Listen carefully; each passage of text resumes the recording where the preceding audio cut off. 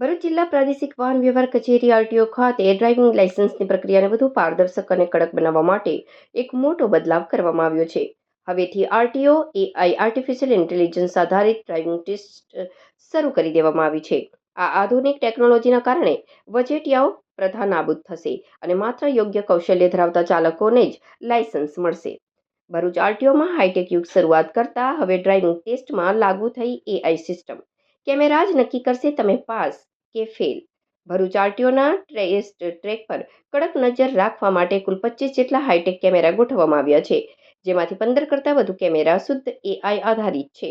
Control રૂમમાંથી કર્મચારીઓ car અને બાઇકની દરેક નાની મોટી મૂવમેન્ટ પર લાઈવ નજર રાખે છે.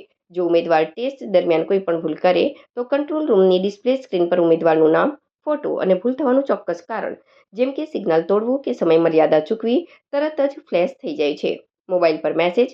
ટેસ્ટ પૂરો થતાં જ પરિણામનો મેસેજ સીધો ઉમેદવારના રજિસ્ટર્ડ મોબાઈલ નંબર પર આવી જાય છે. નવી સિસ્ટમ મુજબ હવે ટેસ્ટ આપવા આવતા અરજદારો માટે પ્રક્રિયા વધુ સિસ્ટમેટિક બનાવવામાં આવી છે. ટેસ્ટ શરૂ કરતા પહેલા દરેક ઉમેદવારને એલસીડી સ્ક્રીન પર ટેસ્ટ કેવી રીતે આપવો તેનો લાઈવ ડેમો વિડીયો ફરજિયાત બતાવવામાં આવે છે.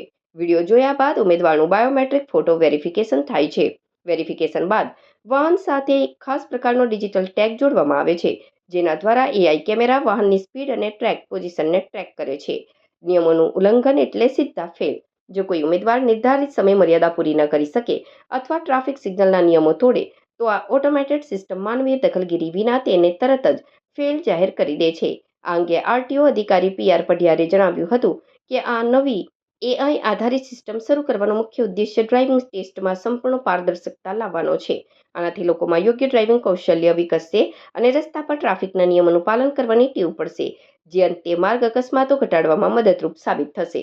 આરટીઓ ભરૂચમાં આપ સૌનું સ્વાગત છે. રાજ્ય સરકારના નિર્દેશ મુજબ RTO Bharuch AI base test track શરૂ કરી રહ્યું છે.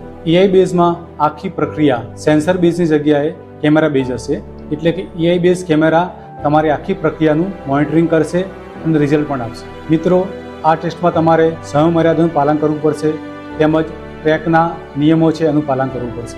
સિસ્ટમ ગણતરીના મિનિટમાં જ તમારું રિઝલ્ટ ડિક્લેર કરી દેશે. આ સિસ્ટમથી લોકોનો સમય બચશે તેમજ કામ ઝડપી થશે.